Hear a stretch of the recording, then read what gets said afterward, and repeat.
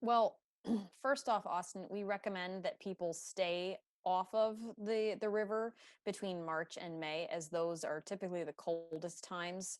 There are lots of ice dams to potentially floating in the river at that point. And a good rule of thumb is that we recommend, and you'll see this from a lot of national organizations as well, that the temperature of the air plus the temperature of the water should be over 110 degrees.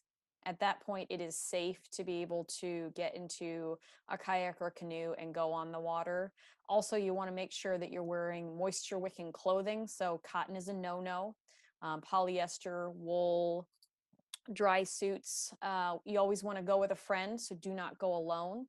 Wear your PFD or personal flotation device, so your life vest. And then you can also go to the Friends of the Chemung Rivers website, go to our outdoor recreation and safety tab and look at the river levels. River levels are also very important when going on the river, kayaking, canoeing, or fishing. And we have recommended safe levels, and you can actually look at those gauges on our website. Sure. So I would say it's the same kind of common advice that if you do get wet in cold weather months, to quickly get out of the water, try to remove all the wet clothing, keep your center of your body warm. So essentially, rub your chest, rub your stomach if you can, and then get to a warm area and immediately call 911. As soon as you get off the phone with 911, you're welcome to call your friends and family, but the first rule of thumb is be to call the emergency responders.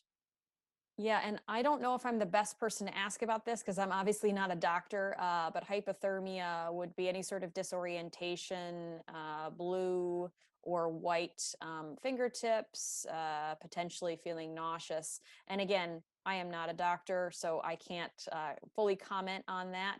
But you want to, if you do fall into the water and you are shivering and you are disoriented, get out of the water quickly, get to a warm location, strip off that wet clothing, get into warm clothing, and call the emergency responders if you cannot quickly get to a warm location.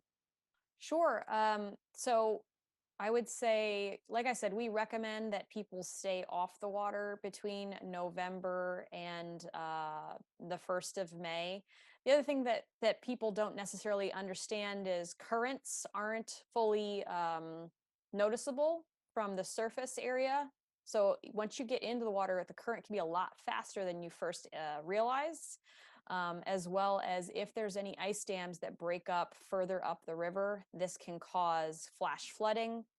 Flash flooding can be an issue on the river, and so we would recommend that you wait until May, and then in regards to that shameless plug, we will be doing a kayak river rental program this summer, beginning on May 15th, and I'll have more information available on our website and our Facebook page coming up here shortly.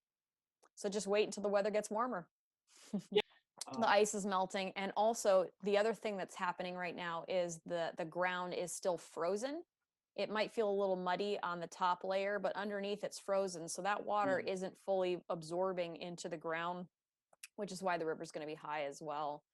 So in regards to your original question, I would say, yeah, if you do fall in, if something happens, hopefully you're with someone, you have the ability to make a cell phone call to the emergency responders, you get out of the water quickly, you remove that wet clothing, get into dry clothing, get into a warm area, and if you can potentially take a warm beverage.